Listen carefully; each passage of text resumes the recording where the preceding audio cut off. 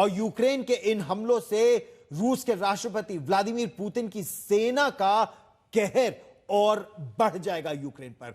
Ukraine के लिए एक तरफ बुरी खबर यही है, दूसरी तरफ जर्मनी के रक्षा मंत्री ने कहा है कि यूक्रेन के एयर डिफेंस सिस्टम को मजबूत करने वाला जो पेट्रियट मिसाइल डिफेंस सिस्टम है यह बहुत जल्दी यूक्रेन को नहीं मिलेगा।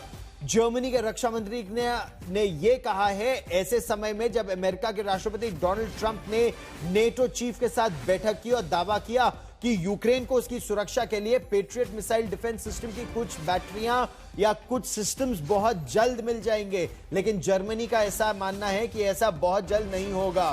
ट्रंप ने यह भी कहा कि चूंकि रूस लगातार यूक्रेन पर विनाशकारी हमले कर रहा है, उससे बचने के लिए यूक्रेन को patriot air defence missile system की सख्त जरूरत है। जर्मनी और अमेरिका के रक्षा मंत्री मिलेंगे। इस मुलाकात के बाद जर्मनी के रक्षा मंत्री patriot air defence missile system मिलने में देरी की बात कर रहे हैं। दरअसल ये सारे हथियार नॉर्थ अटलांटिक ट्रीटी ऑर्गेनाइजेशन यानी नेटो देश अमेरिका से खरीद रहे हैं और फिर यूक्रेन को दे रहे हैं। लेकिन बात जो ट्रंप कर रहे हैं, जर्मनी के रक्षा मंत्री जो कह रहे हैं, दोनों की बातों में अंतर साफ है, जैसा आप देख रहे हैं। जर्मनी के रक्षा मंत्री बोरिस पिस्टोरियस ने साफ कह दिया है कि बर्लिन अमेरिका से जो पेट्रियट मिसाइल खरीदने का सौदा कर रहा है वो आने वाले कई महीनों तक, कुछ महीने कम से कम नहीं पहुंचने वाला है। तो कुछ महीनों की बात हो रही है।